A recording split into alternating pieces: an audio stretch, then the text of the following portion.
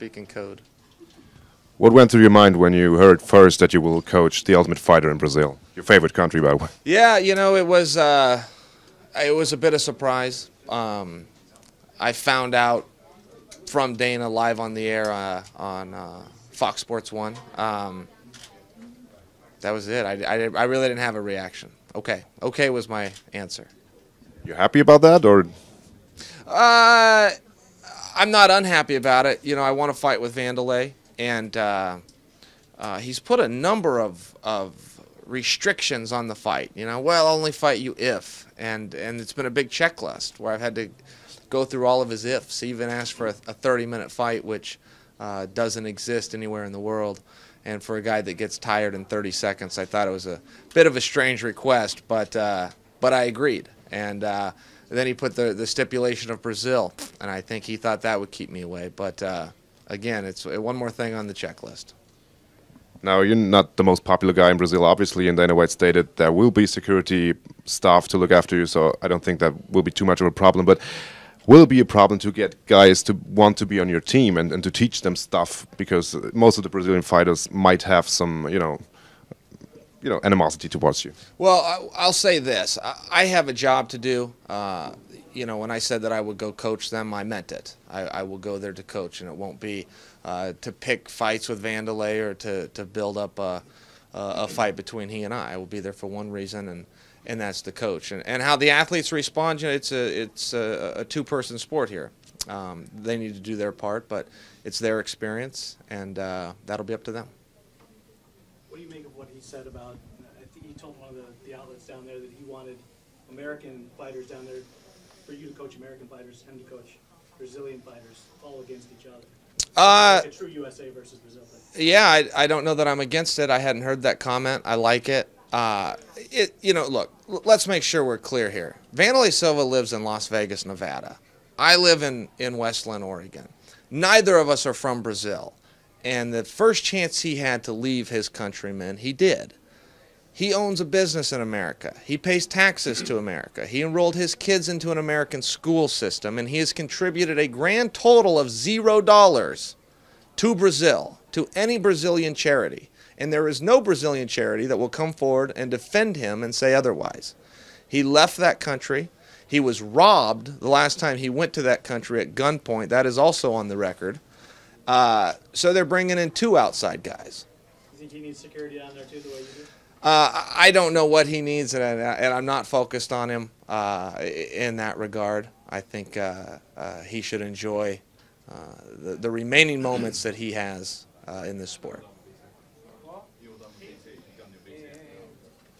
You still have a fight coming up against Rashad Evans, and he's no pushover either. So does it bother you that everyone's talking about this whole tough Brazil thing and is kind of looking over this important fight against Rashad Evans? No, you know, Rashad is a very tough fight. World champion. He will be in the Hall of Fame. He's got the second best record in the entire sport. 23 wins, 2 losses, and 1 draw. But, you know, look, I can do more than one thing at a time, and I don't have to have everyone else focused on it or thinking about it. My first task is Saturday night, and we got Luke Barnott. He's going to be fighting. He's an undefeated UFC fighter and a young career. He's a very tall guy with very sharp and pointed weapons, mainly his knees, elbows, and fists, and that is my #1 priority. Chael, Michael Morgan, WOTV. I sat down with Anderson Silva recently, and one of the things he said was, 1, you're crazy, but 2, he was a little bit confused about how you felt about Brazil. Is that still your feeling, just going on your recent comments, or have you changed? Are you a gentler, kinder Chael towards Brazil? No, I don't think I'm any of those things, but you know, Anderson Silva's got the right to his opinion, and he's got a big fight coming up on December 28th that I think we're all looking forward to. I know I am. And who knows? You know, I may reach out to Anderson and see if he wants to be on the coaching staff with me. Hi, I'm Tyre with MMA Norway. You may or may not know that MMA is still banned in our country. And recently the president of the Sports Federation, he called MMA fighting basically bare-knuckle cage fighting. Do you have a comment on that? Well, it's you know, look, I try not to argue with stupid people. We're not bare knuckle, so I'm not sure what it is he's referring to. I'm not a supporter of bare knuckle fighting. And arms and stuff like that. Yeah, that's basically what's going on in his opinion. Sure, if he thought that there was somebody with bare knuckles, I'm with him. Let's ban that. That's not what we participate in. There's also no such thing really as MMA. We keep using that term. That's a term about a decade old. The sport that you're seeing is a sport of pankration. It's a national sport of the country of Greece. It was in the Olympic Games until 1904. They made a push to return to the Olympic Games in 2004 when the Games returned to Athens, and they passed every step except having a venue. They tried again in 2008, 2012, and they're trying for 2016 in Rio. They may be back in the Olympic Games, but we will be called what we should be called, what we've been all along, which is the sport of pankration. What's your predictions for Chris Weidman and Anderson Silva? Well, you have to understand in the history of combat, boxing, wrestling, and MMA, in the history, never, not one time, ever, has a rematch favored the older fighter. And don't tweet me and tell me these guys were 2 months apart. Okay, there's a 10-year age gap here. It will be amazing if Anderson can beat him. But there's a huge gap. You know, let's not forget, Chris Weidman dominated him on the ground and then got up and dominated him on the feet. This was not a close fight. It was also the worst Chris Weidman I've ever seen. I've never seen Chris Weidman fight so poorly. He slowed down significantly. When he was on top in the first round, it was off a very sloppy takedown. He gave up position going for a very reckless submission. He was taking a couple of kicks. He just didn't fight very well, and he still dominated and ended with a finish inside of 7 minutes. It's very hard to imagine a scenario where that gets changed. But Anderson Silva is a very smart fighter. He's very skilled. He's very experienced. I just don't think he wants to be in there. They asked him right after he lost, and he openly said, you know, my time as champion is done. And I believe him. In January, I read your book. Will there be a follow-up of that, or would you do something like an audio tape next? As a lot of people do enjoy listening to you. I appreciate you reading it. I hope you enjoyed becoming enlightened. You gave me a bit of advice as well, which I do appreciate. You're very welcome, buddy. Thank you. And I don't know if there'll be a follow-up or not. I had a lot of fun writing that book and got out a lot of thoughts and opinions. But it was a fun process. It was a unique process. So I could see that happening again, but there are no plans. Going back to Luke, obviously you're here for him. You're going to be in his corner. Have you taken him under your wing? Well, you know, it's been mutual. I've gotten as much from Luke and Jimmy, who's here as well, as I've given, and probably more. And you know, we were on the set of The Ultimate Fighter. We always referred to Luke as the fifth coach. This guy coached all the time. He would show up to workouts with notes, pages and pages of notes that he'd taken the day before on what matchups we should have, why. Strategies on winning. And you know, when they're in that house, there's no television, there's no phones, but somehow he got his hands on pen and paper in bountiful amounts, because he would come in more than prepared. And you know, he's a very smart guy. He's very intelligent when it comes particularly to the fight game. He's always ready. He's a great workout partner. He's a great guy. He's in a very tough fight Saturday, but they all are. There's nobody we could put him against where I couldn't say, wow, this is a really tough fight. So is he. He was in the toughest fight, an absolute war to get into the house. He was the first pick on our side. because of how hard he pushed the pace, because of the shots he was able to take. He then got fight of the season for one of his fights in the house against Dylan Andrews. Dylan is an outstanding fighter, and that could have gone either way. He then had a dog fight in his UFC debut. So having tough fights is nice to say, but it's just not something that bothers Luke. It's not something that intimidates him, and it's not something that he's not used to.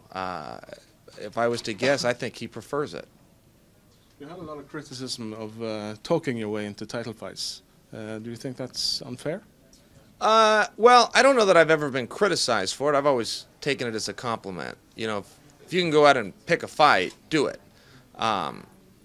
There's no job in the world that you don't interview for, and that's through speaking. And, you know, this is an art, if you will. We're doing martial arts. That's a form of expression.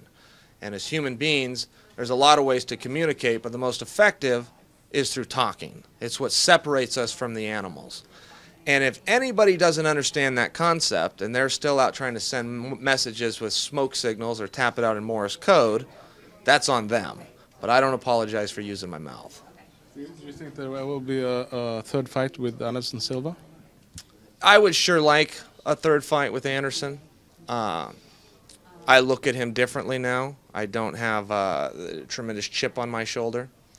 But I also don't accept those fights. I don't accept the outcome of either one of those fights. And why not?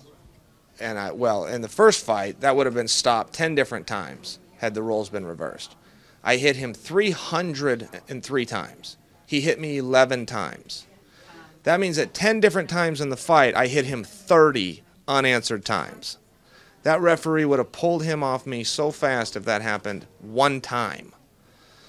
Referee didn't know what he was watching that night. He was so surprised at what he was seeing, and he didn't stop the fight. In the second fight, I fell down. He didn't knock me down. They ruled that fight a knockout. I fell down. In MMA, the most dominant round you can have is called a 10-8 round. It's also extremely rare. Most fighters will go an entire career and never have a 10-8 round. It is the perfect 10 in comparison to gymnastics. I personally have had 3 10-8 rounds in my life, and they were all against him. But would you, if you ever meet him for a third time, would you prefer that would be a title fight, or well, obviously you would prefer winning the belt, of course, but would you rather fight Weidman or Silva in a title fight? Well, I don't think a title fight with Anderson is likely, and I always struggle when I say I don't think Anderson's going to beat Weidman. I feel as though that could be perceived as though, you know, I have a chip on my shoulder. I'm not looking to disparage Anderson. He's had an amazing career.